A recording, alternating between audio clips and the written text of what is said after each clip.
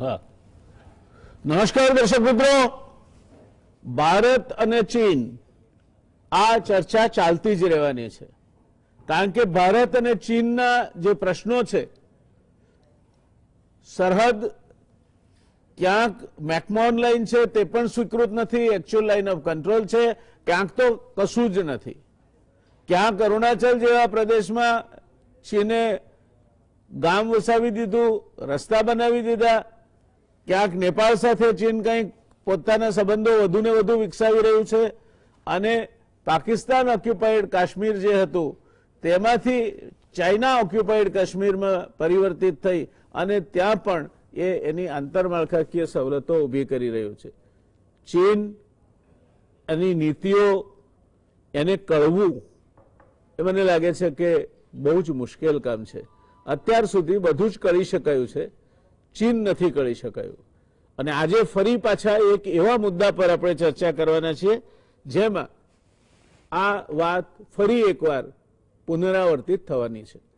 દર્શક મિત્રો, ભારત અને ચીન વચ્ચે લાંબા સમયથી ચાલ્યો આવતો તણાવ દૂર થાય તે દિશામાં બંને દેશોની સેનાઓ એકબીજા સામે ગોઠવાયેલી હતી તેને પાછી ખેંચવાનો નિર્ણય લેવાયો છે.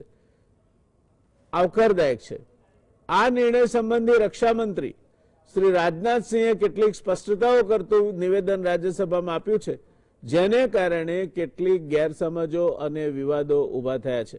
આ ઉપરાંત ગયા અઠવાડિયે રાજ્યકક્ષાના મંત્રી જનરલ વી.કે. સિંહ દ્વારા મદુરાઈ ખાતેના ભાષણમાં કહેવાયા મુજબ ભારતીય સેનાએ પણ લાઇન ઓફ એકચ્યુઅલ કંટ્રોલનો વારંવાર ભંગ કરી ચીનમાં ઘૂસણખોરી કરી હતી. એમના શબ્દોમાં કહીએ કે ચીને જો 10 વાર કરી છે આવી ઘૂસણખોરી, તો આપણે 50 વાર કરી છે. 7મી ફેબ્રુઆરીએ રાજ્યકક્ષાના રોડ ટ્રાન્સપોર્ટ અને હાઈવેઝના મંત્રી જનરલ વી.કે. સિંઘે કહ્યું તે મુજબ ભારતે ચીન કરતા વધુ વખત લાઇન ઓફ કંટ્રોલનું અતિક્રમણ કર્યું હતું. તેણે પણ ખાસો વિવાદ જગાવ્યો છે, કારણ કે વારંવાર થતા સીમા ઉલ્લંઘનના પ્રશ્નો જ સીમા ઉપરના તણાવ માટે કારણભૂત છે એવું કહેવાનું ચીનને બહાનું મળી ગયું છે. જનરલ વી.કે. સિંહે એવું કહેવાનું હોવાનું જણાય છે કે જો ચીને 10 વખત સીમારેખાનું ઉલ્લંઘન કર્યું હોય તો આપણે ઓછામાં ઓછા 50 વખત આવું કર્યું છે. જનરલ વી.કે. સિંહના અવલોકનને કારણે ચીનના હાથમાં એક મોટો મુદ્દો આંતરરાષ્ટ્રીય સમુદાય સમક્ષ વાત કરવા માટે આવી ગયો છે. દર્શક મિત્રો, એક વાત બીજી પણ સમજવી જોઈએ કે કોઈ પણ મંત્રી એ પોતાની અંગત હેસિયતથી અને સામૂહિક રીતે એ આખા મંત્રીમંડળનું પ્રતિનિધિત્વ કરે છે. એટલે જ્યારે સરકારના કોઈ પણ મંત્રી કંઈ પણ કહે છે ત્યારે એ સરકારનો કોઈ નિર્ણય છે તે રીતે જ લેવાય છે, કારણ કે બીજા મંત્રીના ખાતા વિશે તેઓ કહેતા હોય તો પણ એ બીજા મંત્રીનું પણ પ્રતિનિધિત્વ કરે છે એવો પાયાનો સિદ્ધાંત પ્રસ્થાપિત થયેલો છે. કેટલાક આક્ષેપો થઈ રહ્યા છે કે ભારતે ચીન સાથે જે સમજૂતી કરી એમાં 8 કિલોમીટર જેટલો ભારતનો વિસ્તાર ગુમાવવાનો વારો આવે તેવી પરિસ્થિતિ ઊભી થઈ છે. આ સંદર્ભમાં રક્ષામંત્રી રાજનાથસિંહે રાજ્યસભામાં જે ભાષણ કર્યું તેનો હવાલો અપાયો છે. રાજનાથસિંહે રાજ્યસભામાં પોતાનું વક્તવ્ય આપતા પૂરા દેશને એમ કહ્યું કે ચીન સાથે જે સમજૂતી થઈ છે તે મુજબ પેંગોંગ સરોવરના કિનારાથી બંને દેશોની સેનાઓ પાછળ હટશે. માત્ર એટલું જ નહીં, પણ હવે ભારતીય સેના ફિંગર 2 અને ફિંગર 3 વચ્ચે પોતાનું સ્થાન લેશે અને ચીન ફિંગર 8 પર પહોંચી જશે. આ સમજૂતીનો અર્થ શું થાય? ભારતે પોતાની સેનાને ફિંગર 3 ની પાસે ધનસિંગ થાપા બેઝ પર રાખવાની છે. અત્યાર સુધી લાઇન ઓફ એકચ્યુઅલ કંટ્રોલ, જેને કોઈ નિશ્ચિત સરહદની ગેરહાજરીમાં બંને દેશો વચ્ચેની સીમા ગણવામાં આવે છે, તે ફિંગર 8 પર હતી. ફિંગર 8 થી ફિંગર 4 વચ્ચેનું અંતર લગભગ 8 કિલોમીટર છે. જો line of actual control finger 8 પર છે તો ભારત ફિંગર 3 પર પોતાની સેનાને પાછી શું કરવા લે છે? આ સવાલ ડિફેન્સ એક્સપર્ટ અને પત્રકાર અજય શુક્લા દ્વારા કરવામાં આવ્યો છે. અજય શુક્લાએ સૌથી પહેલા આપણને જાણ કરી હતી કે કઈ રીતે ચીન પોતાની સેનાને ભારતમાં ઘુસાડીને આપણી જમીન પર કબજો કરીને બેઠું છે. તે વખતે તેમના વિધાનો સામે પ્રશ્નાર્થ ચિહ્નો ઉભા કરવામાં આવ્યા હતા. અજય શુક્લાએ હવે ટ્વીટ કરીને કહ્યું છે કે પેંગોંગ લેકની ઊંચાઈઓ પર ભારત હવે ફિંગર 2 અને ફિંગર 3 સુધી સીમિત રહી જશે. પેંગોંગના કિનારે ચીન પેટ્રોલિંગ કરી શકશે, કારણ કે તેનો દાવો ફિંગર 4 ની લાઇન અનુસાર છે, જ્યારે ભારત ફિંગર 8 સુધી નહીં જઈ શકે. આમ લાઇન ઓફ એકચ્યુઅલ કંટ્રોલ ભારતના વિરુદ્ધ 8 કિલોમીટર આ સમજૂતીના કારણે શિફ્ટ થઈ ગઈ છે. 2008માં એક પત્રકાર અશરફ વાણીએ ફિંગર 8 પર જઈને રિપોર્ટિંગ કર્યું હતું, કારણ કે તે સમયે ત્યાં સુધીનો પ્રદેશ ભારતના કબજામાં હતો. ભારતીય પત્રકારો 2017 કે એથી પણ આગળ સુધી ફિંગર 8 સુધી જઈ શકતા હતા, જે હવે ફિંગર 3 ના ધનસિંગ થાપા બેઝથી આગળ જઈ શકશે નહીં. આમ ભારતીય સીમા લાઇન ઓફ એકચ્યુઅલ કંટ્રોલ જે ફિંગર 8 પર હતી તેને બદલે આ સમજૂતીને કારણે ફિંગર 3 પર કેમ આવી ગઈ એ પ્રશ્ન આપણે સમજવો જોઈએ. આ પાયાનો પ્રશ્ન જરૂરી ખુલાસો માંગે છે. ભારત હજુ પણ માનતું હોય કે actual line of control finger 8 છે, તો પછી ફિંગર 3 ના ધનસિંગ થાપા બેઝ પર 8 કિલોમીટર અંદર પોતાની સેના રોકાશે અને એથી આગળ નહીં વધે તેવી સમજૂતી કરવાનો કોઈ અર્થ હોય તેવું સમજાતું નથી. હોઈ શકે કે મારી એ ગેરસમજ હોય અને વધુ સમજ એ ભારત સરકાર દ્વારા વખતો વખત કરવામાં આવતા વિધાનો થકી ઊભી થશે. મારી પાસે ભારત સરકારનું ઓફિશિયલ વર્ઝન શું છે તે કહેવા માટેની કોઈ અધિકૃત માહિતી નથી, પણ રાજ્યસભામાં જે રાજનાથસિંહે ભાષણ કર્યું તેના ઉપરથી મેં જે કહ્યું તે તારણો કાઢ્યા છે. કાં તો એ સ્પષ્ટતા થવી જોઈએ કે ફિંગર 8 પરથી હટીને હવે line of actual control finger 4 પર આવી ગઈ છે. આમ line of actual control finger 8 પરથી હટીને ફિંગર 4 પર આવી જાય તે સામે ઘણા બધા પ્રશ્નાર્થો ઉઠ્યા છે. જો આ વાતમાં તથ્ય હોય તો આ સમજૂતી ન તો ચીનની પીછેહટ છે ન તો ભારતનો કૂટનીતિક વિજય છે એવું ઘણા બધા ટીકાકારો કહી રહ્યા છે અને એ દિશામાં સમજવાનો સૌએ પ્રયત્ન કરવો પડશે. ચીની સૈનિકો ભારતમાં ઘૂસણખોરી કરે છે તેનું એક કારણ મેકમોહન રેખા સંદર્ભે બંને દેશો વચ્ચે સમજૂતીના કરારો થયા નથી તે છે.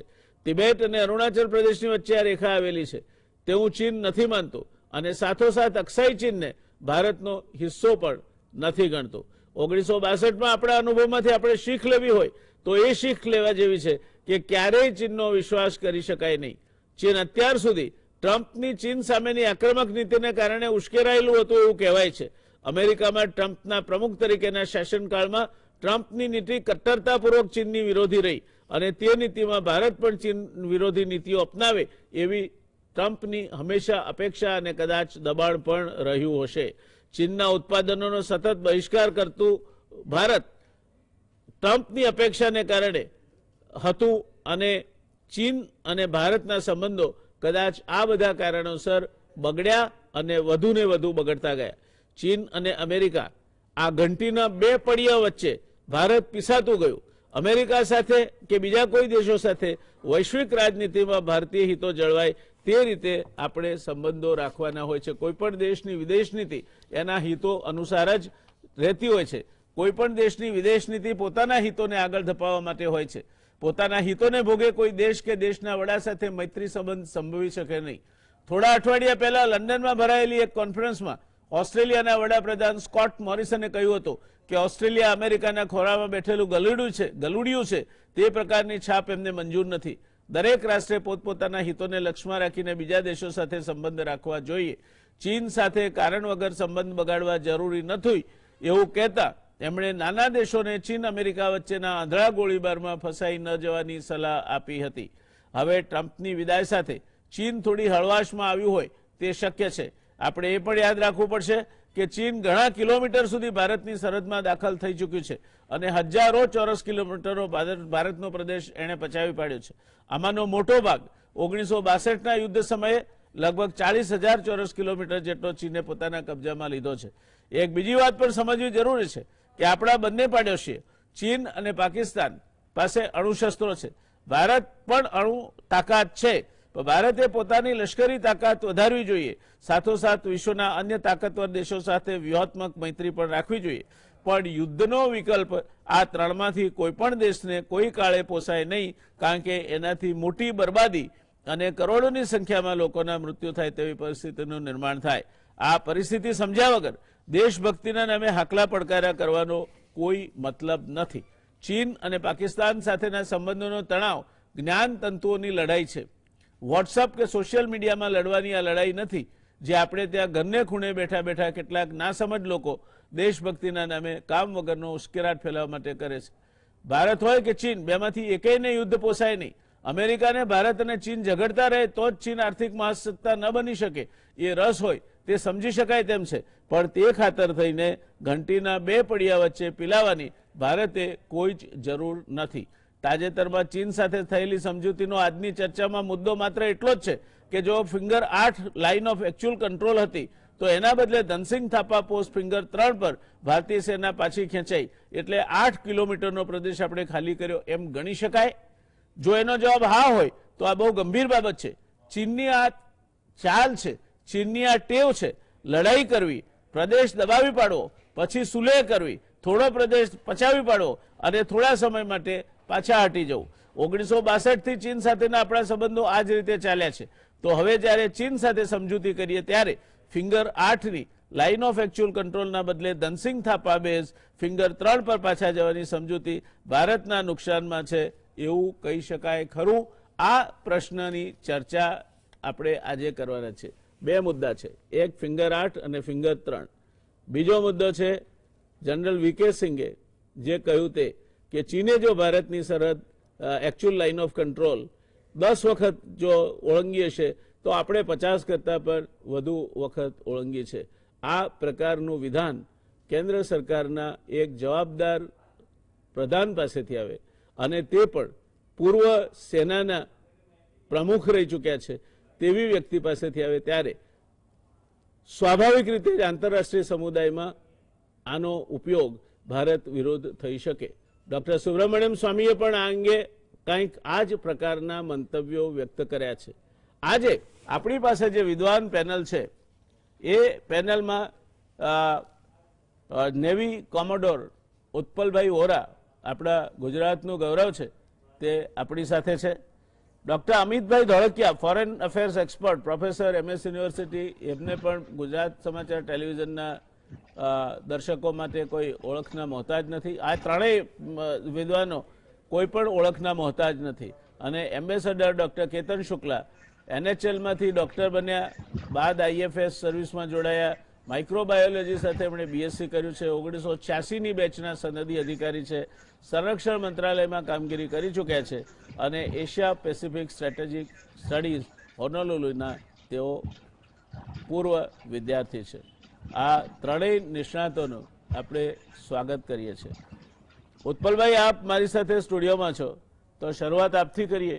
આ સમગ્ર મુદ્દે આપ શું માનો છો અને ભારતને શું હવે આગળ સાવધાની વર્તવી જરૂરી છે? જયનારાયણભાઈ, તમે જે ઇન્ટ્રોડક્ટરી જે સ્ટેટમેન્ટ્સ આપ્યા એ એટલા ડિટેલમાં છે કે હવે ફર્ધર આનું વિશ્લેષણ કે એનાલિસિસ કરવું એ બહુ એકદમ ઇઝી બની ગયું છે. આપે જેમ કહ્યું એ પ્રમાણે ભારત અને પાકિસ્તાન બંને એ એશિયાની એક મહાસત્તાઓ છે અને ચીન એ અત્યારે ઓલમોસ્ટ ઇકોનોમિકલી અને militarily it is knocking the doors of the United States to emerge as the number 1 country in the world.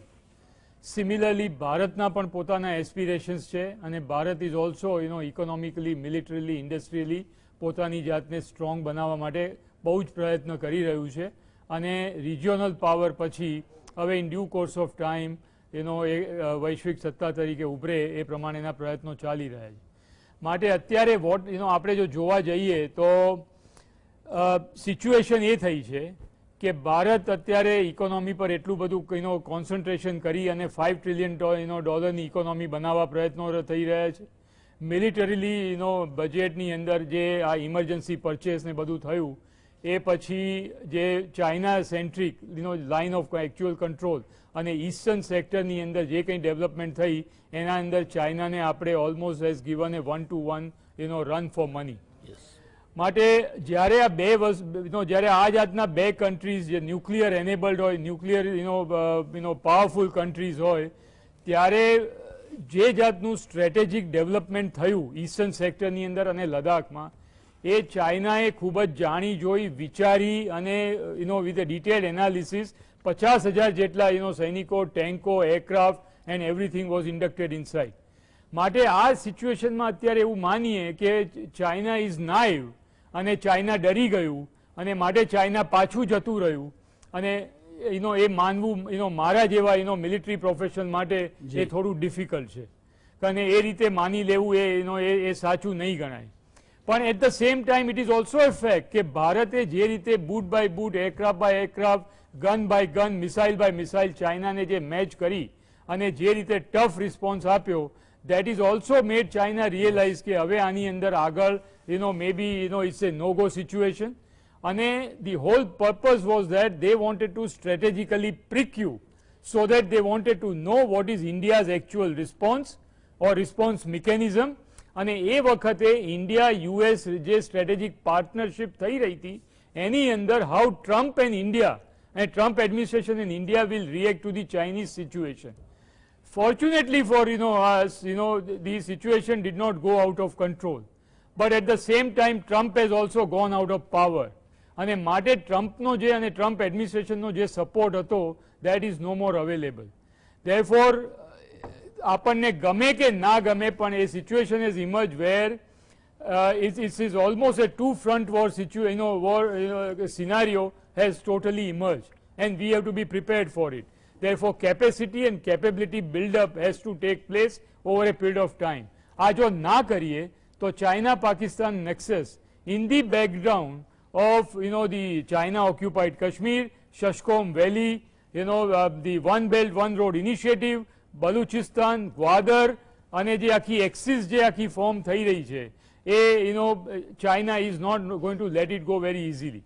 આ બધા સિચ્યુએશનમાં ઇન્ડિયા કરે શું?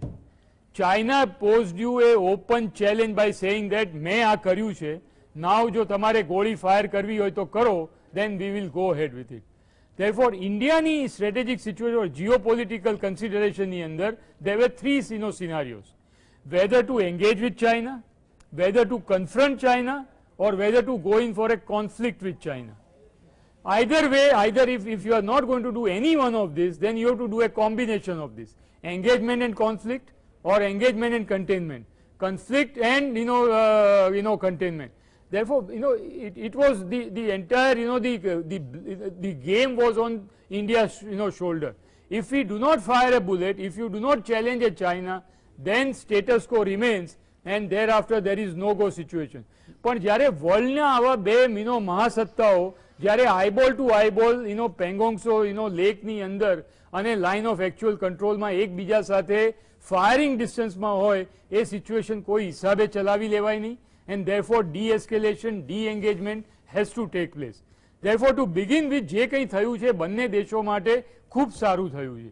Now તમે જે કહ્યું એ પ્રમાણે ફિંગર 3 અને ફિંગર 8. ફિંગર 3 ઉપર આપણો પરમેનન્ટ પોસ્ટ હતી જ, ધનસિંહ થાપા પોસ્ટ. પણ ફિંગર 4 ઉપરથી we used to operate, and as per India's perceived notion, the line of actual control was up to figure 8. And therefore Indian patrol religiously and regularly used to go up to figure 8, patrol, and then come back.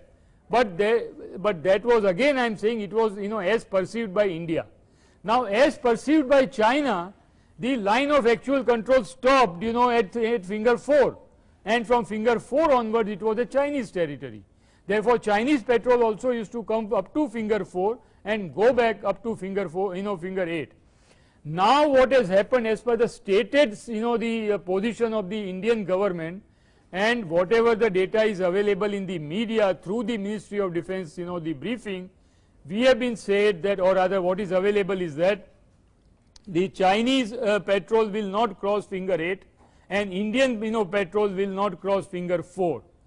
Therefore finger 4 and 8, to the best of my knowledge as a military professional, now can be termed as a buffer zone, where there is India's perceived LAC may be up to finger 8, but you will not make a claim to that, and Chinese perceived LAC is up to finger 4, but you will not make a claim to that. Therefore you have created a buffer zone where nobody can claim the territory. Similar arrangement, working arrangement has been done at the Galwan river also, or Galwan Ghati, where also 250 meters of buffer zone has been created, where nobody can claim their the perceived claim of the LAC or the territory belonging to them. So from the position where we used to go and patrol, now we have agreed to come to the buffer zone. So we have to see as to how further clarification that emerges from the Ministry of Defence and the Army headquarters, whether what we are perceiving as a buffer zone is correct or not, or we will be allowed to go up to finger 8 for patrol and come back to finger 3, And similarly, Chinese petrol will be allowed to come to Finger 4, or no one will come to area of that 8 kilometer between Finger 4 and Finger 8. That is yet to be seen and yet to be confirmed officially by the Ministry of Defence or Army headquarters. So in the absence of that, we can only maybe we can do analysis, but that analysis may be subject to what clarification we get from the Ministry of Defence. Now secondly, what question you said about the General VK Singh having made a statement, but as you are fully aware and as આપણા દર્શકોને પણ ખબર હોવી જોઈએ કે the minister General VK Singh has, as of now, though he may be a minister in the ministry, but he does not have much of a access to the information that emanates in a politico-military diplomatic level, and therefore when he is not privy to that kind of a classified or or that kind of sensitive information, maybe this is his way of putting it across. But government may not agree with his personal or a perceived statement that he has made. Therefore his perception may be different, as maybe it could be an individual perception, but in this kind of sensitive scenario we have to only go by either the PMO or by Army headquarters or by Defence Ministry or by Ministry of External Affairs. Now the last point, that small point that I would like to make is that this is a very peculiar scenario getting enacted for India. Why? Because what we are saying is that in the South Pangong Tso Lake, on the southern region, we have outwitted China, and therefore when actually the delegations they sat on the table, maybe some kind of give and take has taken place between the northern bank and the southern bank, and that could also have led to this kind of understanding. But the good point is that the tanks are getting back, heavy armaments are getting back, missile launchers are getting back, the troops are getting physically separated, they are not on a eyeball to eyeball level, અને આ બે મહાસત્તાઓ માટે આ જાતનું physical separation થવું એ બહુ જરૂરી હતું અને થયું. તો સાથે સાથે હવે જ્યારે when you say that China અને ઇન્ડિયાના સિનારીઓમાં we have agreed for a buffer zone, but when it comes to POK and when you start claiming that this is our Indian territory, and if in case tomorrow suppose if some aggressive designs takes place by India, then if we have to get back to negotiation table and then with some kind of a buffer zone is created that side, then what happens? Because by the art and science of the military warfare, it is very clearly is there in every warrior's mind that if a war in which a center of gravity cannot be shifted to your side, and if the war is not decisively shifted to your side, there is no point starting a war. Right. If you want to start the war, then that war has to be by and large winnable. And if the war is not winnable, and if only when you sit on the negotiation table and for if you have to give back Baltistan or or maybe Gilgit or part of Baluchistan or a part of POK back to the Pakistan, then why start the war? Yeah. So the logic or the rationale that is available on the India-China border on the eastern Ladakh, the China has very clearly given a statement to you that if you ever talk about COK, if you ever talk about Daulat Beg Oldie and beyond the territory, if you ever talk about POK and have aggressive designs on Pakistan, which is our ally, with whom we have a very close relation, then we will not hesitate to activate LAC. I agree, Utpalbhai, મને લાગે છે કે you have done a very good job setting the tone for the discussion. આપણે બહુ જ સરસ રીતે આખા બધા જ મુદ્દાઓને આવરી લેતી વાત કહી. રોકાવું પડશે આપણે અહીંયા એક નાનકડા કમર્શિયલ બ્રેક માટે, અને કમર્શિયલ બ્રેક પછી દર્શક મિત્રો આ ચર્ચા ચાલુ રહેશે. રોકાઈએ કમર્શિયલ બ્રેક માટે. નમસ્કાર દર્શક મિત્રો, ચીનની આ સેના વાપસી એ ખરેખર સમાધાન છે કે શકુની ચાલ છે, એ મુદ્દા પર આપણી ચર્ચા ચાલી રહી છે. ઉત્પલભાઈએ એમના વર્ષોના અનુભવ આધારિત ખૂબ સરસ સમજ આપણને આ બધા જ મુદ્દા પર આપી. ચર્ચાનો એક આખી પૃષ્ઠભૂમિ એમણે ઊભી કરી છે. એ પૃષ્ઠભૂમિ લઈને હું જવા માંગીશ હવે કેતનભાઈ પાસે. કેતનભાઈ, આપ તો ડિપ્લોમેટ છો, આપને શું લાગે છે આખા મુદ્દા પર? કે જે વસ્તુ થઈ છે એને બહુ મોટો બ્રેક થ્રુ કહી શકાય, કારણ કે એક આખા વિશ્વમાં એક જે કહેવાય કે બહુ વર્ષો પછી એક બહુ મોટી મિલિટરી એન્ગેજમેન્ટ થઈ હતી અને સ્ટેન્ડ ઓફ ઘણા દશકો પછી ભારત અને ચાઇના વચ્ચે થયા, એટલે ડિસએન્ગેજમેન્ટ છે સારી વસ્તુ છે.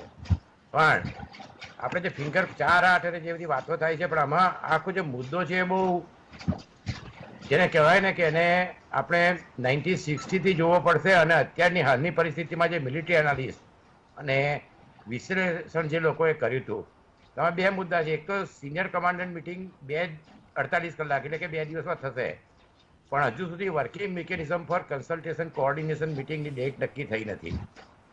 આમાં જે નક્કી થયું છે એ બરાબર છે કે આપણે 4 અને 8ની વાત કરીએ છીએ, પણ સૌથી મહત્વનો મુદ્દો એ છે કે આની પછી આગળ ઉપર શું ચર્ચા થશે. આ એક વસ્તુ છે જે કોઈ કહેવાય કે કોઈ પણ મિલિટરી નિષ્ણાત અથવા તો ડિપ્લોમેટ કે રાજકારણી, એમાં સૌથી મહત્વની વસ્તુ એ જોવી જોઈએ કે હવે આ ટોકમાં આગળ શું થશે. તો 4 મહિના પહેલા મોટાભાગના મિલિટરી નિષ્ણાતોએ કહ્યું હતું કે જે અગત્યનો મુદ્દો હતો કે ચાઇનાએ આ નેગોશિએશન ડેસ્ક પર આવ્યું કેમ, એનું કારણ એ છે કે એક તો બે વસ્તુ થઈ કે જે રોટેશન હતું વિન્ટરમાં સબ-ઝીરો ટેમ્પરેચરમાં, ચાઇનાનું રોટેશન ઘણું હાઈ રહ્યું. They have not infantry but they have highly motorise જે કહેવાય એ બેટાલિયનો હતી. એટલે સૌથી પહેલાં તો એમને જે 30 ઓગસ્ટે આપણે કૈલાસ જે પીક કેપ્ચર કરી, that was something like a surprise for the PLA અને ચાઇનીઝ લોકો માટે.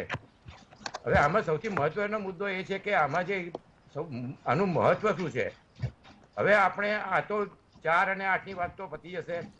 આમાં ચાઇના એક વસ્તુ ચાઇના માટે ફાયદાકારક છે કે એમની જે સ્પીડથી એ લોકો ડિપ્લોયમેન્ટ પાછું લઈ જઈ રહ્યા છે, એ મિલિટરી આર્ટ માટે બહુ મહત્વનું કહી શકાય.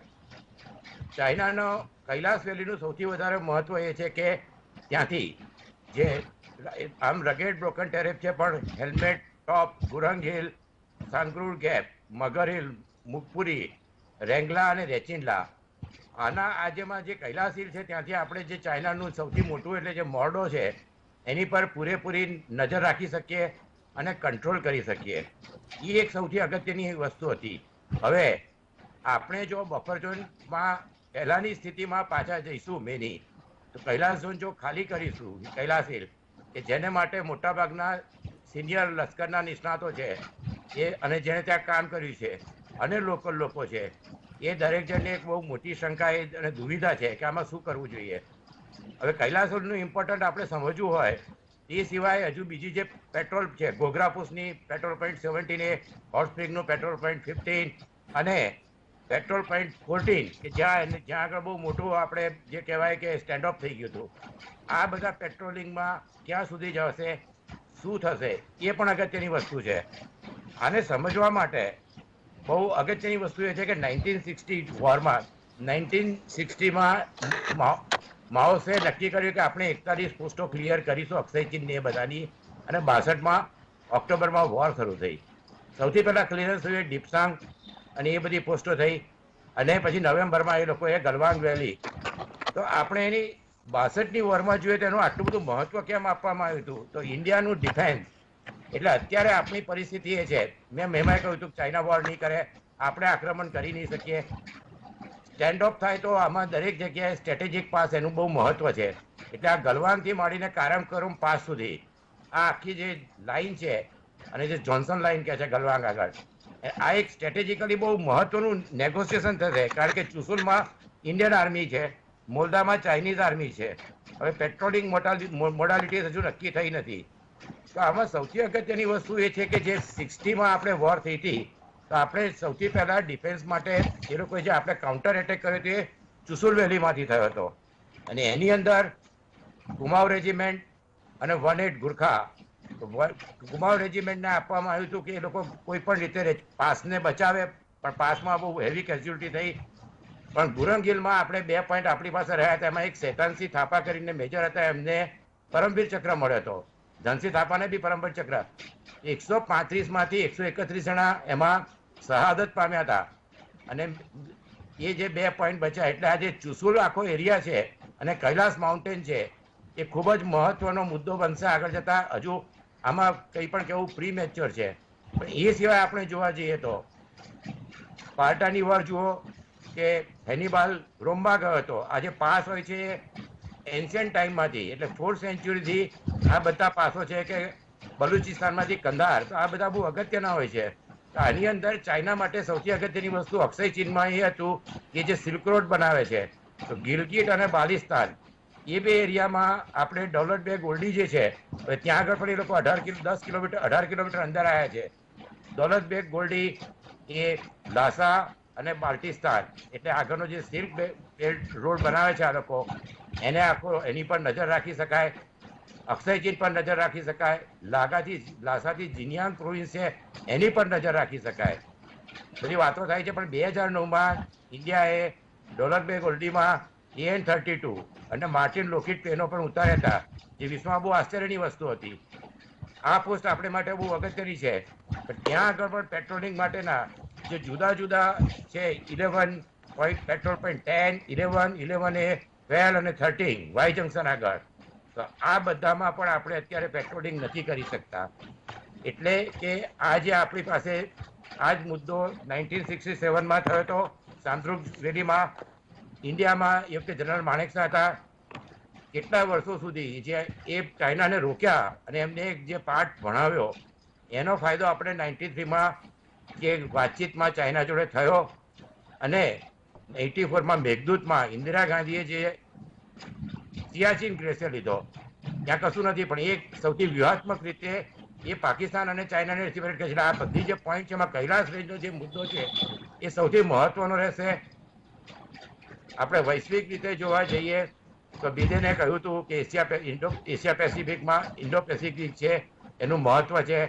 લોઇડ જે હતા ડિફેન્સ સેક્રેટરી છે, એમણે પણ આપણા ડિફેન્સ સેક્રેટરી જોડે વાત કરી ત્યારે કહ્યું હતું એમને ડિફેન્સ મિનિસ્ટર જોડે કે ભારત ક્વાડ અને જેમ બને એમ જલ્દી આપણે એ કરીએ. હવે આમાં આખી પરિસ્થિતિ ટ્રમ્પે દૂધ અને દહીં બંનેમાં પગ રાખ્યો હતો. એમણે કંઈ ખાસ એવું આપણે મહત્વનું થયું નથી. પણ બિડેનના ફોન જી જોડે વાતચીત થઈ અને એમણે ઓસ્ટ્રેલિયા જોડે વાત કરી છે, જાપાન જોડે વાત કરી છે. હાલના તબક્કે ચીનો માટે અગત્યની વસ્તુ શું છે અને આપણે માટે અગત્યની વસ્તુ શું છે? ચીન માટે અગત્યની એ છે કે અમેરિકા જોડે સંબંધો બહુ બગાડશે નહીં. એમને માટે મહત્વ અત્યારે હોંગકોંગ અને તાઇવાન છે. અને 2028માં ચાઇના અને અમેરિકા જે ઇકોનોમિકલી સરખા થઈ શકે છે. તો હાલ પૂરતો ચાઇના શાંતિ રાખશે, પણ ચાઇનાની બે વસ્તુ યાદ રાખવી જોઈએ. એક તો એની સલામી સ્લાઇસિંગ થિયરી છે અને બીજું કહી પે નિગાહે કહી પે નિશાના. એમનું મહત્વ એમને માટે ડેપ્સાંગ છે. ગલવાંગ એક મુદ્દો છે. અરુણાચલ પ્રદેશ એક જુદી વસ્તુ છે, પણ સૌથી મહત્વનું એમને માટે ડેપ્સાંગ છે. એટલે આમાં ડેપ્સાંગમાં મેં જે કહ્યું કે પોઈન્ટ 11 થી 13 સુધી આપણે પેટ્રોલિંગ કરી શકીશું. અંદર આવ્યા છીએ પાછા જઈ શકશે. ઘોઘરા વેલી અને હોટ સ્પ્રિંગ ત્યાં આગળ શું પરિસ્થિતિ થશે? આમાં આપણે એક વ્યૂહાત્મક મિલિટરીના પોઈન્ટે ફાયદો છે કે આપણે ડિપ્લોયમેન્ટ ફાસ્ટ કરી શકીએ. We can take best defensive position. China માટે ડિપ્લોયમેન્ટ કરવું ઘણું અઘરું છે. એમને માઉન્ટેન કોલ્ડ વોરફેરનો બહુ અનુભવ નથી, પણ એમને પાસે જે મોર્ડો બેઝ છે ત્યાંથી તુરંત જ ટેન્કો સૈન્ય બધું લાવી શકે એમ છે. એટલે ભારત માટે બે વસ્તુ છે. ડિફેન્સના લેવલ પર એમણે સજાગ રહેવું પડશે, ડિપ્લોયમેન્ટ રાખવું પડશે અને કોઈ પણ પરિસ્થિતિમાં આજે કૈલાસ હિલ છે એના પર ધ્યાન રાખવું પડશે એમણે, કારણ કે એ અત્યારે વેલીમાં સૌથી અગત્યનું જો કોઈ પોઈન્ટ હોય તો એ કૈલાસ હિલ છે. વૈશ્વિક દ્રષ્ટિએ પીકે સિંઘે જે સ્ટેટમેન્ટ કર્યું એ મારા ખ્યાલથી એક chief of x army staff, આપણે લાસ્ટ ટાઈમ વાત કરતા હતા, અને x MOS of external affairs, એમણે આવું સ્ટેટમેન્ટ ના કરવું જોઈએ. કારણ કે વિશ્વમાં આપણે એ બતાવવા માંગીએ છીએ કે ચાઇનાએ આક્રમણ કર્યું છે અને આખી દુનિયા માને છે કે એમની નીતિ આક્રમણની રહી છે. એટલે આ સ્ટેટમેન્ટ પ્રીમેચ્યોર કહેવાય. અને રાજકારણીઓમાં એમણે રાજકારણમાં આવ્યા પછી પણ એમણે પોતાના જે આર્મીનો અનુભવ હતો, માણેકશાહે ક્યારેય કોઈ સ્ટેટમેન્ટ જિંદગીમાં કર્યું નથી. એ ધ્યાન રાખવું જોઈએ, કારણ કે ઇમિડિયેટલી ચાઇનાના સ્પોક પર્સને કહ્યું છે કે અમારી આક્રમણ અમે કર્યું જ નથી. હવે અગત્યની વસ્તુ એ છે કે આપણે આગળના મુદ્દાઓમાં હવે આ લોકો અત્યારે સ્ટેટમેન્ટ તો કરી દીધું છે, પણ મેં કહ્યું કે ડેપ્સાંગ કૈલાસ એનું શું કરવું છે વિશ્વમાં હવે એક મત ઉભો કરવો જોઈએ, ક્વાડને સ્ટ્રેન્થન કરવું જોઈએ અને અમેરિકા ચાઇનાની જે ઇકોનોમિક કોમ્પિટિશન છે એમાંથી આપણે 2.5 ટ્રિલિયનમાંથી 5 ટ્રિલિયન કેટલા જલ્દી બનીએ છીએ, ડિફેન્સમાં કેટલા જલ્દી આત્મનિર્ભર બનીએ છીએ, અને ટેકનોલોજી ટ્રાન્સફર, આપણે બજેટની વાત કરી તો ટેકનોલોજી ટ્રાન્સફર કેટલી જલ્દી અમેરિકા પાસેથી કે બીજા દેશો પાસેથી લઈ અને ઇન્ડિયામાં બનાવી શકીએ છીએ. એટલે આપણે સજાગ રહેવું પડશે, ઇકોનોમી કરવું પડશે, અને આંતરરાષ્ટ્રીય સ્તરે જે કહેવાય કે ઓછું બોલીને પણ વધારે મેળવી શકીએ અને જે હાથમાં આવેલું છે ગુમાવવું ના જોઈએ, એ માટે આપણે ખાસ ધ્યાન રાખવું જોઈએ. મુદ્દો ડેફસાંગ અને એનો છે અને કૈલાસ હિલનો છે. બાકી બધું જે કહેવાય એટલું બધું મહત્વનું વ્યૂહાત્મક રીતે નહીં રહે. એટલે આપણે માટે અત્યારે તો વૈશ્વિક સ્તરે એક ઓપિનિયન ઊભો કરવો જોઈએ અને જેમ બને એમ જ્યારે 2 કે 3 વર્ષમાં ઇકોનોમી, ડિફેન્સ, ક્વાડ એને સ્ટ્રેન્થન કરવા માટે રાજનૈતિક અને પોલિટિકલ જે પણ કરી શકીએ કરવું જોઈએ. ધન્યવાદ અમિતભાઈ. આપે એઝ એન એકેડેમિશિયન બંને જુદા જુદા ક્ષેત્રના નિષ્ણાતોને સાંભળ્યા, આપને શું કહેવું છે આ મુદ્દે?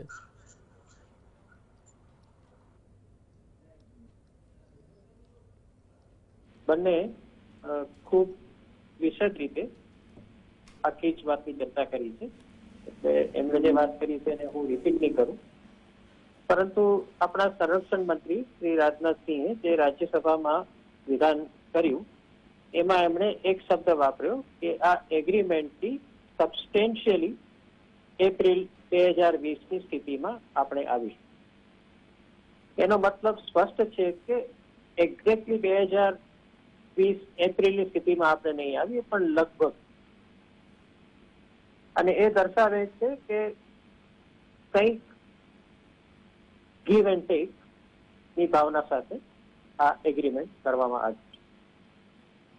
હજી સુધી જે મુત્પલભાઈ અને કેતનભાઈએ કહ્યું ચોક્કસ વિગતો અધિકૃત રીતે બહાર નથી આવી, એટલા માટે આપણા સૌ માટે કોઈ સીધું વિધાન કરવું કે ભારતે શું ગુમાવ્યું કે ચાઇનાએ શું મેળવ્યું, કે ભારતે શું મેળવ્યું કે ચાઇનાએ શું ગુમાવ્યું, એ અત્યારે હજી પણ થોડું જલ્દી લાગે છે.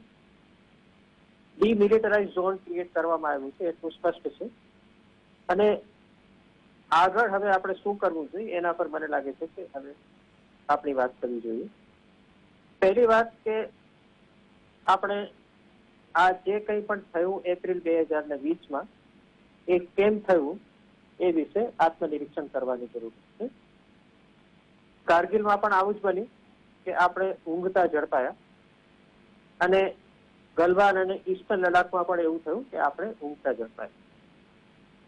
ચાઇના આપણા કબજા હેઠળની જમીન પર આવી જાય, ત્યાં પાકું ઇન્ફ્રાસ્ટ્રક્ચર પણ ક્રિએટ કરી જાય, અંદર સુધી આવીને પેટ્રોલિંગ કરીને એ જગ્યા છોડવાની એ ના પાડે,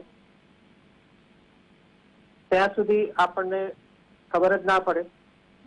એ મને લાગે છે કે ભારતના લશ્કરી અધિકારીઓ માટે પણ હવે કારગિલ પછી આ બીજો બનાવ છે કે જેમાં આપણે આત્મનિરીક્ષણ કરવાની જરૂરત છે કે ક્યાં આપણાથી ચૂક થઈ. એ ચૂક માનવીય લેવલે હતી, એ ચૂક ઇન્ટેલિજન્સના લેવલે હતી, એ ચૂક સેટેલાઇટ ઇમેજરીના વિશ્લેષણમાં થયેલી કોઈ ભૂલને કારણે હતી કે શું હતું, એની એક આંતરિક ચર્ચા આપણા લશ્કરી અધિકારીઓમાં થવી જોઈએ. હું નથી માનતો કે આ ચર્ચાને જાહેર થવી જોઈએ અથવા તો કરવી પણ જોઈએ, પરંતુ આંતરિક ચર્ચા જરૂર મને લાગે છે કે લશ્કરી અધિકારીમાં થવી જોઈએ કે આવું બન્યું છે. બીજી વાત, સત્ય ક્યારે છુપાઈ નથી શકતું, ખાસ તો આજના સમયમાં કે ત્યારે નાનામાં નાની ઇમેજીસ પણ સેટેલાઇટ દ્વારા આપણે કેપ્ચર કરી શકીએ. લગભગ 2-2.5 મહિના સુધી ભારત સરકારનો જે સૂર રહ્યો કે કશું જ નથી થયું, કંઈ થયું જ નથી ને તમે તેની ચર્ચા કરો છો.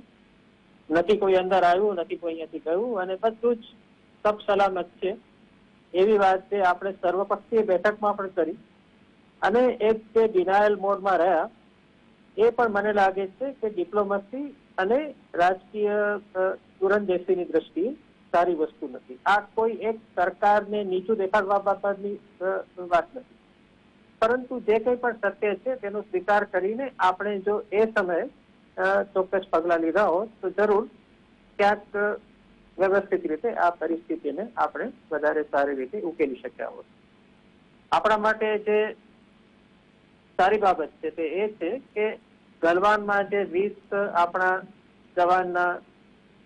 જવાનો શહીદ થયા, ત્યારબાદ કદાચ એકાદ તિબેટન જવાનના મૃત્યુને બાદ કરતા કોઈ મોટી હિંસા નથી થઈ કે જીતે સુધી એવું ઘર્ષણ નથી થયું કે જેમાં ભારતીય કે ચીનના સૈનિકોને શહીદી વળવી પડે. તો આ પણ મને લાગે છે કે એક ખૂબ જ શિસ્તબદ્ધ રીતે આ આખી જ ઘટનાને બંને લશ્કરોએ આગળ વધારી છે એનું એક સૂચન. આપણે ભારત અને ચીન બંનેના લશ્કરી અધિકારીઓ વચ્ચે કન્ટિન્યુઅસ સંપર્ક રહ્યો છે આ લગભગ 10 મહિના ગાળામાં. તો આ પણ એક નોંધપાત્ર બાબત મને લાગે છે કે ગલવાનમાં જે 20 જવાનો શહીદ થયા ત્યારબાદ કોઈ મોટી એવી હિંસાની કે આમને સામને બંદૂક ચલાવવાની ઘટના નથી બની. બંદૂકો ચલાવવામાં આવી તો પણ એ માત્ર હવામાં ગોળીબાર કરવામાં આવ્યો છે. તો આ બે મહાસત્તાઓએ ખૂબ જ જવાબદારીપૂર્વક વર્તન કર્યું છે એવું તો સ્પષ્ટ લાગે છે. ભારત પાકિસ્તાન વચ્ચે આ પ્રકારની જવાબદારીનું વર્તન આપણે અત્યાર સુધી જોયું નથી, કારણ કે વારંવાર સરહદ પર આમને સામને ગોળીબારો થાય છે અને નિર્દોષ માણસો પણ એમાં હણાય છે અને આપણા જવાનો પણ એમાં શહીદ થાય છે. ત્યારે બંને કન્ટ્રીઝે આ આખા જ એન્ગેજમેન્ટના પીરિયડમાં ઘણી જવાબદારીપૂર્વક વર્તન કર્યું એ પણ દેખાય છે. બેક ચેનલ ડિપ્લોમસીનો મને લાગે છે કે આમાં બહુ મોટો ભાગ હોવો જોઈએ, જે સ્વાભાવિક છે કે આપણને ક્યારે અત્યારે તો પબ્લિકમાં ખ્યાલ નહીં આવે, પણ ભવિષ્યમાં જયારે પણ આ વિશેના સંસ્મરણો લશ્કરી અધિકારીઓ ડિપ્લોમેટ લખશે ત્યારે આપણને ખબર પડશે કે એકચ્યુઅલી કઈ ચર્ચા અને કઈ આપલે બાદ આ ડીમિલિટરાઇઝેશનનો જે સમજૂતી છે તે કરવામાં આવી છે. એટલે એકંદરે મને એવું લાગે છે કે આ ડ્રોમાં પરિણમેલી એવી આ એક મેચ છે અને એ આંતરરાષ્ટ્રીય સંબંધોમાં ડ્રો હંમેશા સારો ગણાવો છે.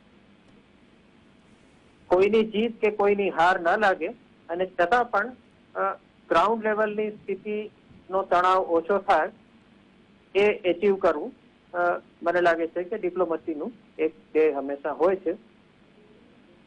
LAC એ અનડિમાર્કેટેડ લાઇન છે, એટલે ફિંગર 4 અને ફિંગર 8 વચ્ચેનો એરિયા અત્યારે ડિમિલિટરાઇઝ થાય છે, પરંતુ એનો મતલબ એવો નથી કે ભારત પોતાનો દાવો છોડી રહ્યું છે.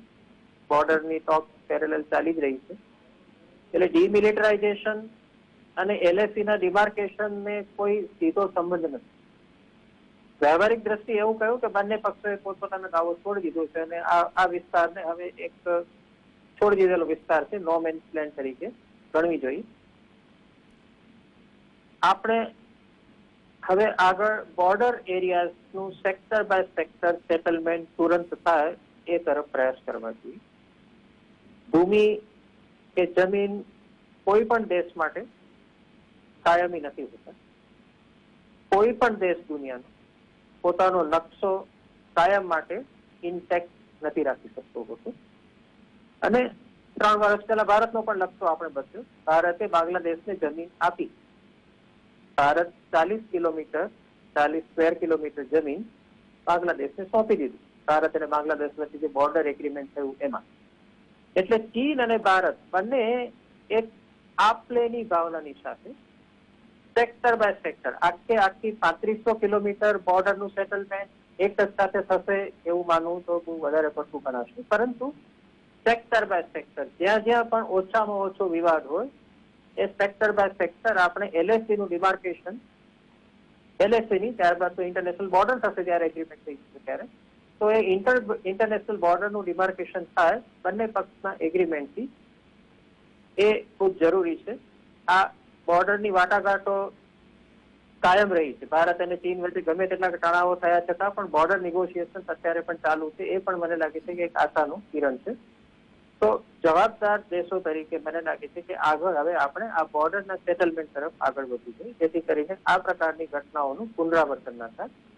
અને ઇમ્પ્લિમેન્ટેશન ઓફ ધ એગ્રીમેન્ટ, કારણ કે એગ્રીમેન્ટ તો ભારત વચ્ચે અત્યાર સુધી, ભારત અને ચીનની વચ્ચે અત્યાર સુધી 5 વખત થયા છે. 1993માં, 1996માં, 2005માં, 2012માં અને 2013માં.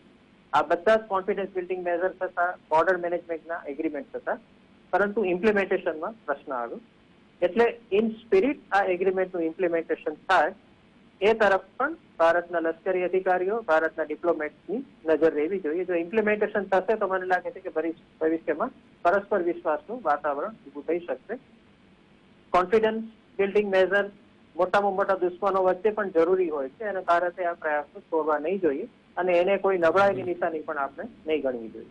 જય નારાયણભાઈ. ધન્યવાદ અમિતભાઈ. ખૂબ બેલેન્સ વ્યૂ જેને કહેવાય આપે આખી પરિસ્થિતિનો એ લઈને એક સરસ વાત કરીએ. મને એક જૂનું સિનેમાનું ગાયન યાદ આવી ગયું, તુમ્હારી ભી જય જય હમારી ભી જય જય ન તુમ હારે ન હમ હારે. એનું નામ ડિપ્લોમસી કદાચ કહેવાતું હશે. કેતનભાઈ વધારે સારી રીતે કહી શકશે. પણ આપણી પાસે હવે છેલ્લી 5 મિનિટ છે અને 3 વક્તાઓને હું જો 2-2 મિનિટ આપું તો 6 મિનિટમાં આપણે પૂરું કરીશું. આઈ એશ્યોર યુ કે મારે કંઈ બોલવું નથી આમાં. શરૂઆત કરીએ કેતનભાઈ આપથી. આપને શું લાગે છે કે આ પછી હવે ભારત ચીનના સંબંધો અમેરિકામાં બાઇડન આવ્યા છે તો કોન્ફ્લિક્ટના બદલે કન્ફ્રન્ટેશનના બદલે કોઓપરેશન તરફ જશે? અમિતભાઈની વાત સાચી છે, પણ આમાં 2 વસ્તુનું ધ્યાન રાખવું જોઈએ. અમિતભાઈએ કહ્યું કે ચીનનો વિશ્વાસ ના કરવો જોઈએ. એટલે આપણે આખી બોર્ડરને બદલે 4 જગ્યાએ ધ્યાન આપીએ કે નાથુલા પાસ, ચિકન વેલી, કૈલાસ માઉન્ટેન અને દીપસાંગ. અત્યારે ચીનના આ 4 જગ્યાએ રહેશે તો આપણી ડિફેન્સિવ પોઝિશન દરેક જગ્યાએ ઘણી સારી છે. એટલે આપણે દરેક જગ્યાએ ક્યાંય ઊંઘતા ના ઝડપાઈએ અને કોઈ પણ પ્રકારનો અવાજ કર્યા વગર પૂરું ડિપ્લોયમેન્ટ, રેગ્યુલર પેટ્રોલિંગ કરવું જોઈએ. બીજું, વિશ્વમાં આપણે ઇમેજ ઊભી કરવી તો બોલવામાં ધ્યાન રાખવું જોઈએ. દરેક દેશ જોડે અંદરથી વાત કરે, જુદી જુદી એટલે આમાં ઘણી સિસ્ટમ હોય છે, એ પ્રમાણે કરે. ડિપ્લોમસીનો રોલ એ હોય છે કે જ્યારે તમારી સ્થિતિ બહુ સારી હોય ત્યારે તમે નેગોશિએશન કરીને મેળવી શકો. પણ તમે જો પૂરેપૂરા એ પરિસ્થિતિમાં ના હો તો તમારે જે કહેવાય કે એમની એ લેવલ પર આવીને વાતચીત કરી શકાય એ કામ ડિપ્લોમેટનું હોય છે. મિલિટરીનું કામ હોય છે યુદ્ધ જીતવાનું. એટલે આ બંને રીતે આપણે કરીને સૌથી મહત્વનો મુદ્દો એ રહેશે કે બાઇડન શું કરે છે 6 મહિના પછી ખબર પડશે. અત્યારથી પ્રીમેચ્યોર છે, પણ ચાઇનાનો 5% પણ વિશ્વાસ ના કરવો જોઈએ. આ નેગોશિએશનમાં ડીપસાંગ જ છે, એટલે આપણે આમાં ધ્યાન તો રાખવું જ પડશે. અને જે કહેવાય કે હરખસુરા થઈને બહુ જલ્દી ના કરવી જોઈએ. Weight and watch. Point well taken. બોલવામાં કાળજી રાખવી, હરખ પદડા થવું નહીં અને આપણી સ્ટ્રેટેજિક પોઝિશન જાળવી રાખવી. આપ શું કહો છો અમિતભાઈ? ચીન અને ભારત વચ્ચે કોઓપરેશન અને કોમ્પિટિશન મને લાગે છે કે આ બંને પેરેલલ ચાલશે અને આવું જ દુનિયાના તમામ દેશોના સંબંધોમાં રહેતું હોય છે. અમેરિકા અને રશિયા જયારે શીત યુદ્ધમાં સફળેલા હતા ત્યારે પણ કોઓપરેશન અને કોમ્પિટિશન બંને સાથે ચાલતી હતી. વાતચીત બંધ ન થઈ. દુશ્મન રાષ્ટ્રો વચ્ચે અથવા તો હરીફ રાષ્ટ્રો વચ્ચે વધારે વાતચીત થવી જોઈએ મિત્રો રાષ્ટ્રો. એટલે India should engage in continuous dialogue with China. પરંતુ વિશ્વાસ ક્યારે આંતરરાષ્ટ્રીય સંબંધોમાં કોઈ પણ રાષ્ટ્ર ઉપર નથી મૂકવાનો હોય. તો આપણો મિત્ર રાષ્ટ્ર હોય તો એના ઉપર પણ વિશ્વાસ ના મૂકવાનો હોય. એટલે સાવચેતી સાથે સહકાર સાધવો જોઈએ અને સાથે સાથે આપણા લશ્કર દ્વારા બોર્ડર ઉપર જે કોઈ પણ સાવચેતી રાખવાની છે એ પણ રાખવી જોઈએ. ઉત્પલભાઈ આપ. સીધી અત્યારે બધા એ જ વસ્તુ કહી રહ્યા છે કે ચીનનો વિશ્વાસ રાખવો નહીં અને સરહદ ઉપર સાવચેતી રાખવી. પણ એનો અર્થ એવો નહોતો કે સરહદ પર સાવચેતી રખાઈ નહોતી અને ચીનનો વિશ્વાસ રાખ્યો હતો. એ વસ્તુ પણ ટોટલી મને એક્સેપ્ટેબલ નથી. That's a military man's view. That's Please right. go ahead. કારણ કે the whole issue is that the military is an extension of the national policy or a foreign policy. જ્યારે જે જાતના in a democratic country the army takes orders from the political government of the day, elected government of the day. આજ દિવસ સુધી તમે મિલિટરીના હાથ બાંધી રાખ્યા કે ગોળી ફાયર નહીં કરવાની, આ નહીં કરવાનું, એગ્રેસિવ નહીં થવાનું. આજના 1993, 96, 97, 2012 એ બધાના ડિપ્લોમેટો બેસી અને એના નેગોશિએશન કરી રાખ્યા. The hard fact of the matter is that our politicians and diplomats have no knowledge how to use the military to the national advantage. Pehla learn the art of mastering the military. If you don't do it and just by default, if you become a politician or a diplomat, then you cannot handle today's technologically savvy military. And then when things go out of control, you can't blame it on military. Very true. The fact of the matter is that બધા કે છે જઈને બધી જમીનો આપી આવો, negotiation કરો અને બોર્ડર મેનેજમેન્ટ કરો. That is not the way to run the country. હું એક દાખલો આપું કે on the eastern sector or western sector, if a brigade commander or battalion commander, if he loses even a 1 centimeter of land, he will be sacked. He will be summarily sacked. Because why did you not hold on to your ground? Because that is the basic order given to the military commander. And now, if as a nation, if you want to go into parlays and start distributing land to the neighboring countries, then that is not Yes. border management. Thank you. દર્શક મિત્રો, જોયું આ આપણા જે striking force છે, જે આપણા માટે સરહદ ઉપર પોતાના લોહી રેડે છે, એની ભાવના શું છે, સંપૂર્ણપણે હું સંમત છું એની સાથે કે એ જે વસ્તુ માટે જે દાખલા તરીકે 1 લાખ સૈનિકોને બાંગ્લાદેશના યુદ્ધમાં જનરલ નિયાઝી સાથે આપણે કબજે લીધા અને પછી તમે મંત્રણાના ટેબલ પર એમને છોડી દો, તો જે લોકોએ પોતાના જાનના જોખમે આ કંઈ કર્યું છે તેના મોરલને ચોક્કસ અસર થાય છે. આ ઘટના પણ એનાથી એક્સેપ્શન એટલે કે એમાં અપવાદ ન હોઈ શકે. પણ આ ત્રણેય નિષ્ણાતોને સાંભળ્યા પછી આપણે એક મુદ્દા પર આવ્યા છે કે ચીન સાથેની આપણી વાટાઘાટો ચાલુ રાખવી જોઈએ ને એ તો આપણને મહાભારતમાં કૃષ્ણએ પણ શીખવાડ્યું છે કે કૌરવો કંઈ જ નહીં આપવાના હોય છતાં પણ 5 ગામડા માટેની માગણી કરવા માટે પણ વિષ્ટિકાર તરીકે જવું, that is what is diplomacy. એટલે એ ચાલુ રહેવી જોઈએ. બીજી બાજુ આપણી જે સ્ટ્રાઇકિંગ ફોર્સ છે એના મોરલને ક્યાંય એડવર્સ અસર ન થાય તે જોવું જોઈએ. અને ત્રીજી બાજુ સતર્કતાપૂર્વક આપણી જબાન પર કાબુ રાખીને વૈશ્વિક સમુદાયમાં આપણે વાત કરવી જોઈએ. મને લાગે છે આટલું કરીએ તો એક એવી પરિસ્થિતિનું નિર્માણ થશે જેમાં આપણે ચીનની સાથે વિશ્વમાં ગમે ત્યાં સામે મળીશું તો આંખમાં આંખ મિલાવીને વાત કરીશું. દર્શકો, આજની વાત અહીં જ અટકશે. આવતીકાલે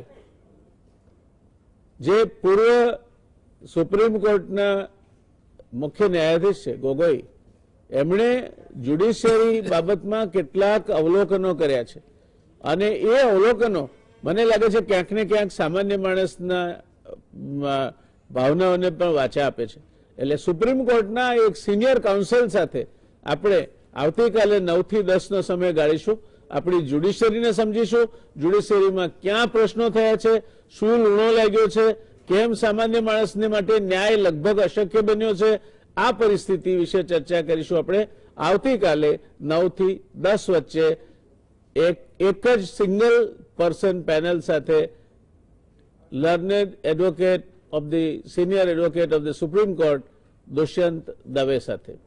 મળીએ આવતીકાલે 9 વાગે આ મુદ્દાની ચર્ચા માટે. શુભરાત્રી, શબ્બા ખેર.